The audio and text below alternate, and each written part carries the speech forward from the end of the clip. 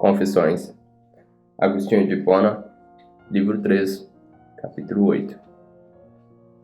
Poderá ser justo, em qualquer tempo ou lugar, amar a Deus de todo o coração, com toda a alma, com toda a mente e amar ao próximo como a si mesmo?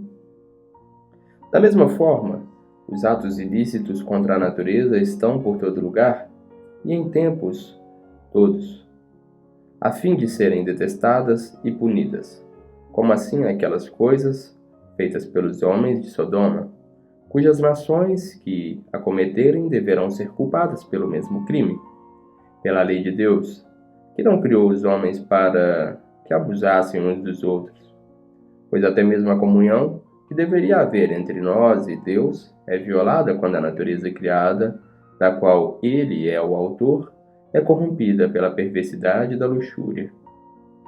Mas esses atos ilícitos, que são contra os costumes dos homens, devem ser evitados de acordo com a variedade de tais costumes.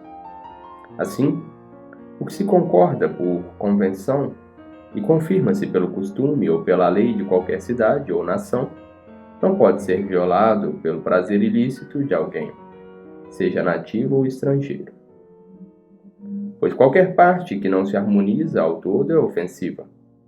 No entanto, quando Deus ordena algo contrário aos costumes ou acordos de uma nação, ainda que nunca tenha sido feito antes, deve ser cumprido. Se for interrompido, deve ser retomado. Se nunca for estabelecido, deve ser agora estabelecido. Pois é lícito a um rei que, na nação em que governa, ordenar o que nem ele, nem qualquer outro antes dele, tenha antes ordenado. Obedecê-lo não pode ir contra o bem comum da nação. Não seria ilegal não lhe obedecer, pois obedecer ao rei é um acordo geral da sociedade humana. Se assim é feito perante um rei, com ainda menos hesitação devemos obedecer a Deus em todos os seus comandos, governador de todas as suas criaturas. Entre os poderes da sociedade humana, a maior autoridade é obedecida em detrimento da menor.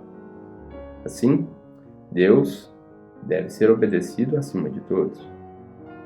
Assim também deve ser o procedimento quanto aos atos de violência, quando há desejo de ferir a outro, seja pelo tratamento humilhante ou pelo dano.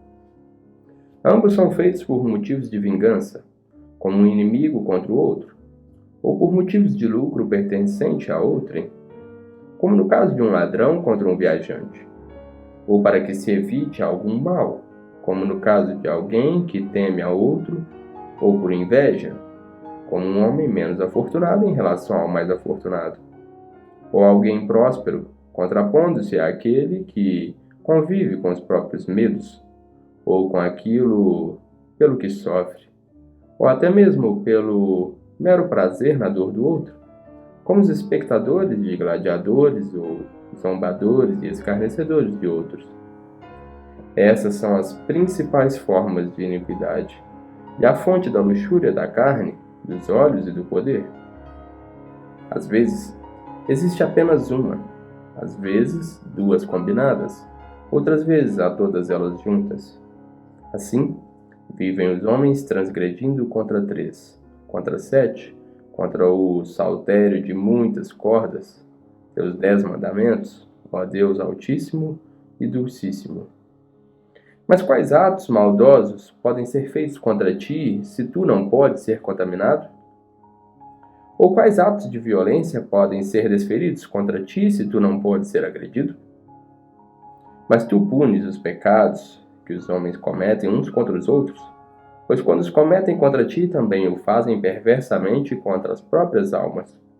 E a iniquidade mente a si mesma, seja corrompendo ou pervertendo a natureza dos homens, a qual tu criaste e ordenaste, ou pelo imoderado do que é ilícito, ou queimando naquilo que é ilícito. Cujo uso é contra a natureza.